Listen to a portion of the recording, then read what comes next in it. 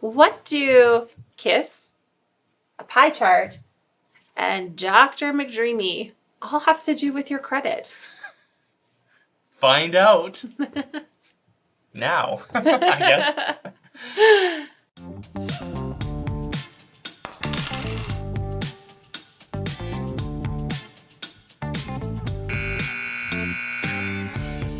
If you check your credit regularly and it's all over the place, the score is fluctuating all the time, then it probably has to do with the balance on your credit card. Or your wife has gotten a hold of your credit. Why did you fade when you said that? It's like you were scared. Is it true? Not true? But either way, you may think, or common sense would lead you to believe, that as long as you pay your bills on time, that your credit is good to go. Yep. But it's not common sense. Paying your bills is important, but not enough to have a high score. So on the screen, we have this typical pie graph that you may have seen many times, unlike my wife, where the debt amount or the payment history is showing 35%. Obviously, that's important. But it also shows that the amount owed is 30% weighted on your score. Now, I'm not a big fan of this pie graph because it's been around for over 30 years and hasn't changed at all. But it does demonstrate that this is an important principle. Does that make sense? The amount owed equals debt. Does that make sense? Amount owed is debt. So you owe 30%. I don't understand the pie graph at all. I think this is stupid. I feel like you should make your own. I tried, but I can't. Oh. I was going to make a joke. Like, I keep on eating the pie. Oh my gosh. No. Oh, it's such a dad joke. Dad bod, dad joke. Oh my gosh. Okay, so the amount owed is that section that I'm outlining right now is the debt amount on your credit cards. Okay. Or debt amount in general. Oh, this is what gives you your credit score. That's right. Okay, got it. This is an oversimplified graph designed to give you a general idea of how your credit works.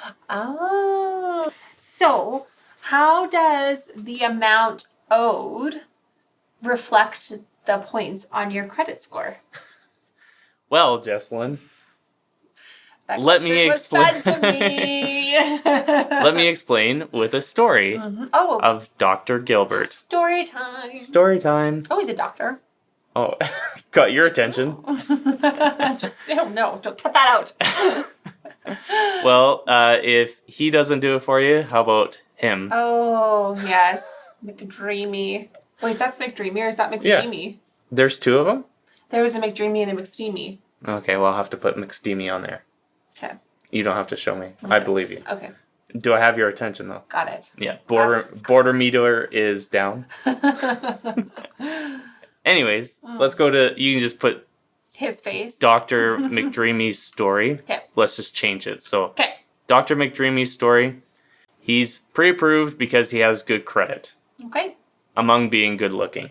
Okay. Very important. Very important. Then, within the time that it takes him to find a property, a couple months, his score drops 116 points. Not 116. That's right. 116 points. Uh-oh. Which may not seem like a lot to my wife. But the difference on that would mean you're not approved anymore. So going from approved to not approved, that's quite a difference in a couple months. So it's a huge drop, which... Did he stopped paying his bills? No, he followed his mom's advice and he paid on time. Okay. So it had nothing to do with him not paying on time. But it had everything to do with the fact that he had two credit cards that were under the low limits when he was pre-approved. And then within a couple months, they caught him with a high balance. Does that make sense? Yeah. Okay, so... I know what the story is. Oh, so tell me the story. His balance were more than 50%. Dun dun dun. And that's what dropped it. What was he doing? What was he buying? I don't know. Well, then. Something for you? No, not for me. But I'm just curious, why would you make a big purchase if you're going to be buying a house? That is a great question. Probably because, like most people, they would assume that as long as you pay your bills on time, Yeah. that you would be fine. But unfortunately, what doesn't make sense is that Equifax and TransUnion don't show your current balance. They show your last reported balance. Okay. Generally within a month or two, anytime during that period, your creditor, so your credit card company, your lender, your mortgage company, whoever it is, can report or take a snapshot of that and report it to Equifax and TransUnion. And that's what you're getting judged on. Oh. So although he had no problem paying him off and probably did pay him off, just he got caught maxed out or very close to, and that's what dropped his score so significantly. Right? Yeah. Okay, so the key is to keep your balances low. So Jess had already mentioned 50%. There has been many discussion among credit folk about what is Dorkometer. for what is a high balance. So what really contributes or is considered a high balance. Okay. And back in the day, they used to say 75%. A lot of people say 30%, but I say 50%. You're really keeping that yawn in, aren't you? Is that just you being like overcautious? So a lot of people say 30%. Oh, wow. And You're a risk taker. oh, I'm a rebel. Credit rebel. Oh. The reason why is because after studying so many credit reports, I did not notice any significant increase to the score or decrease to the score being over 50% of the limit. So as opposed to just kind of following what everyone else was saying, all the tests that I've run, any significant drop to the score only happens after your balance gets caught over the halfway mark. Okay. There's another reason why I stick with the 50% mark, and that's because I believe in KISS, or the KISS rule. Keep it simple. Or the rock band. What did they teach you? Well, if you want to know why KISS is special to our family, then I'll include the link below, and you can watch me wear makeup. And It's a pretty good story. I think it's a good story, tearjerker and everything. But that is not necessarily why I keep it at 50. But the keep it simple is very much, I find it hard to do math, especially in my head.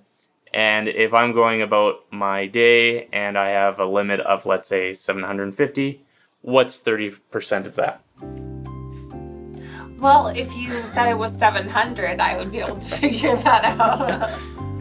That took too long because you've already gone over your limit. Oh. So I don't know, don't really care, but I can do 50% What much is easier. it? I don't, what, 50% of 750? It's 375. Yeah. That I can do. Okay. But when it comes to just keeping it more simplistic, Yeah. I think it's easier to keep under the 50%. But the ideal balance would be 0. So the lower you can keep it, the better. So if you want, can you go? if you can keep it at 35 or under 35 or 10% or just use it and pay it off right away, that is awesome. I have no problem with that. Once you get caught over the halfway mark, it stops or it starts lowering your score. And then once you get past the 75% mark, even more. But the minute you get caught over that limit, it dramatically lowers your score. You're really working out. Why do you yawn so much when we're doing this? I just feel like it's your voice, to be honest. Why did you marry me? I don't know. To put you to sleep? Wanted to have a good night's sleep every night. Mission accomplished. Fun fact. Remember with Kiss, when we met them? Actually, this isn't even that fun. But I just realized that my earring was ripped out. By Gene? Yeah, on his spikes. Yeah, When he was he had pretty me- friendly with you. When he had his, me in that, headlock, which is kind of a weird... Yeah, I don't know why he was... Anyways, my earring ripped out. And the other funny thing is, remember how you were coaching everyone to do the kiss symbol? Yeah. Why are you not doing a gun thing? You just can't see my finger out. You told everyone to do it. You chose not to. And so your obedient children and wife are all...